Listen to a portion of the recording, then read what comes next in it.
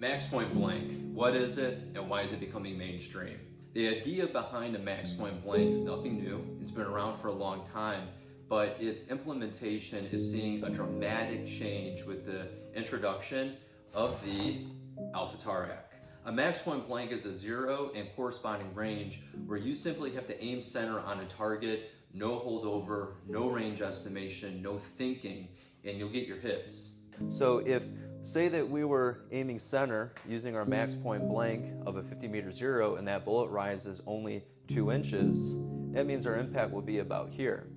If you look, we have all this additional target area that is being underutilized. We are trained to hold above a target when we exceed our max point blank. And once we do, we're losing all the advantage of that max point blank. And that's where we enter in the Alpha Taurac. The Alpha enables a shooter to now run 2 zeros. Each zero is optimized to perform a dedicated function, to serve a given job, where you can have a close range zero for small targets and a long range zero for big targets. In our example of the 14.5 with a 50-meter zero, introducing the Alpha Taurac into that platform, you can aim center on a man-sized target as far as 480 meters, or that would convert to 530 yards.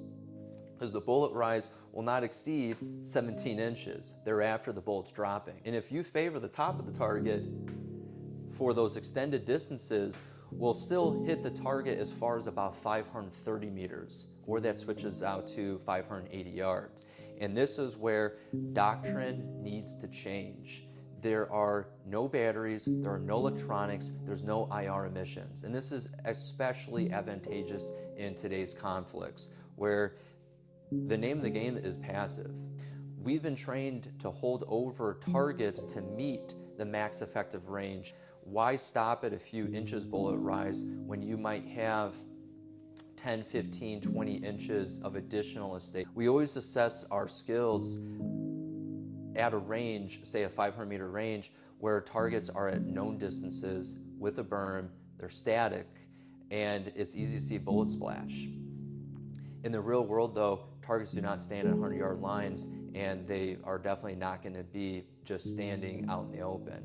It's going to be dynamic, they're going to be moving. You can take someone, give them an alpha, and provide the simple instruction, aim center, and you'll get your hits.